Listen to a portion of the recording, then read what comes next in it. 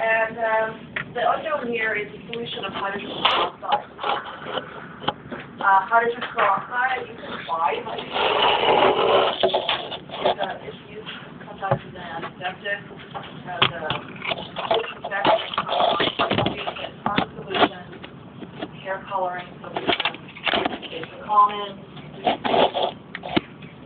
You look on your data booklet. Okay, it looks like this. It looks like water. Clear, colorless. That's your unknown. So we are going to be using, therefore, 10 ml sample of it every trial in the early Meyer flask. You're going to get it in there with a pipette, right? The titration is the same technique in any unit. It's just that the reaction in this unit is going to be a redox reaction. It will not be an acid-base reaction. So I'll use that and pipette that in there. We're going to titrate this with potassium permanganate. So, whoops, I don't have my burette. Okay, in the burette, I will be getting one. Just a second here. In the burette, then, I need some potassium permanganate. Can you please take out your data booklet? Turn to the last page with the ion color. And I said my solution is potassium permanganate. So the two ions are potassium ion and permanganate ion. It's highly soluble, so on each ion we'll dissociate. And what color is potassium ion? Potassium. Oh, colorless? Yeah, is potassium on the list? No. Okay, so we assume Colorless. Okay. What color is permanganate ion? Purple. Purple. Therefore, the solution is purple. Okay. Now, this permanganate ion is the same ion that's on the left side of your table, almost near the top of the table. That's extremely strong oxidizing agent. Okay, the solution here. I told you the other day that this has the same effect on your skin cells as silver ion does. It will discolor your skin cells. It will oxidize them, turn them brown. So if you get any of this on your skin, wash it off. On your hands, anywhere. Okay? If you don't, it's not harmful. It just doesn't wash off. It wears off with your skin cells. This is going to be in the burette. Now, it has a color, and here's the major difference, one major difference with acid-base titration. This already has a natural color. When we do acid-base titration, usually the acid and the base don't have a color. Neither of them do. So the only way to know when your reaction goes to completion, when to stop the titration in an acid-base, is to add an indicator.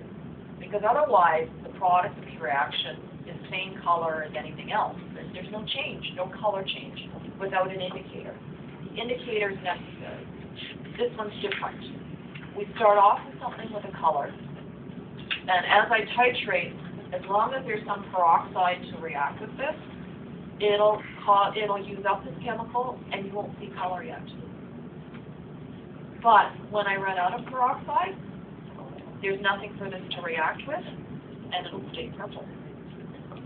So because I have a reactant that has a color, I will see a color change when the reaction should be stopped. I don't need to add an indicator. So there's therefore in the materials list, nowhere do I have something like riboflavin blue, phenolphthalein, methyl red, methyl orange. No acid-base indicator because I don't need one. But if you're wondering, there is a third chemical that I haven't mentioned, and that's sulfuric. And so here's a second thing with acid-base reactions. We never add an extra acid other than the indicator in a titration with an acid and a base, unless it's the unknown acid. But this is an extra sulfuric acid chemical.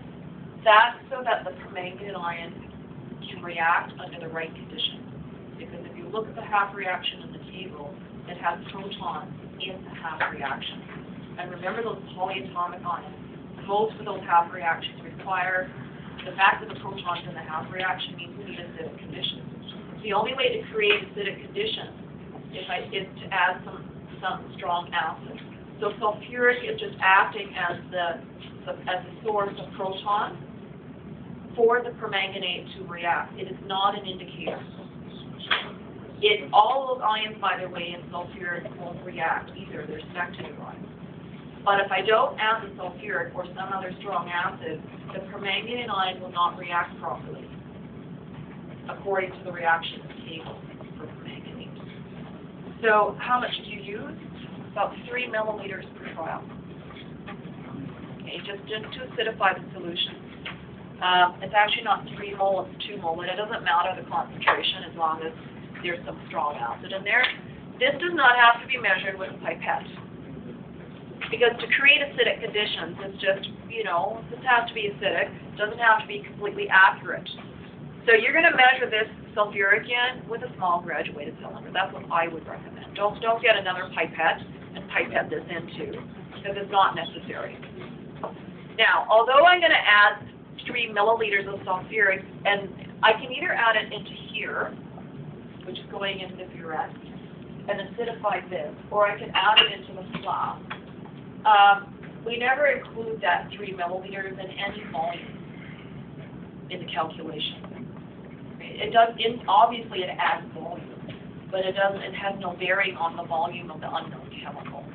It's the volume of the unknown chemical that's used in the calculation, right? And the volume of the chemical from the burette that does it. So I said you could either put it in here, the acid in here, which goes into the burette, or I can use it in here. Easiest just to put it in here. Much easier. But technically it doesn't matter which solution is acidified, as long as by the time the two things react, there's the permanganate sitting in an acidic solution.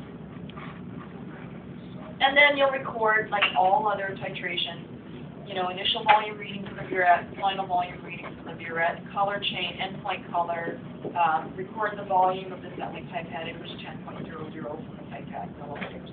It's pretty standard information you record, just like any other titration. It's just that we don't have an indicator, and we have an extra chemical to acidify the whole solution. Okay, so that's really the titration. You're going to, again, aim for 3 consistent trials within 0.1 milliliters range. And I find that maybe it might be the reaction's a little easier to get a color change, or maybe it's just that you've done now, like this, by this point in the course, you've done, and last year you've done about 3 or more titrations by now, so you're experienced at it. It probably won't take you, 10 trials to do this, to get 3 consistent trials. Most of you, some people actually get it in 3 trials. They get the light pink or light purple, and they get a volume within 0.1 milliliters. So it probably won't take you as long to do this particular titration.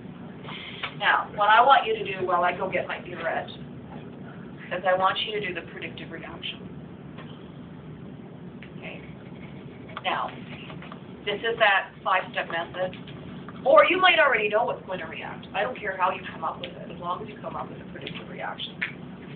So if you don't think you know what's going to react, then you make your list, you classify the agents, you pick your strongest agent from the table, add the 2 half reactions together. So you can't do this by oxidation numbers if you don't know all the species. You have to do this as the predictive reaction process. Go ahead and list all your species. List everything that's going to be in the beaker. You're going to have this, you're going to have this, you're going to have this, you're going to have water. List them all. And then classify the agent, type, and then pick your strongest from the table. And while doing that, add the 2 halves, and there's your balanced equation. Okay. I'm just going to go with a few, right?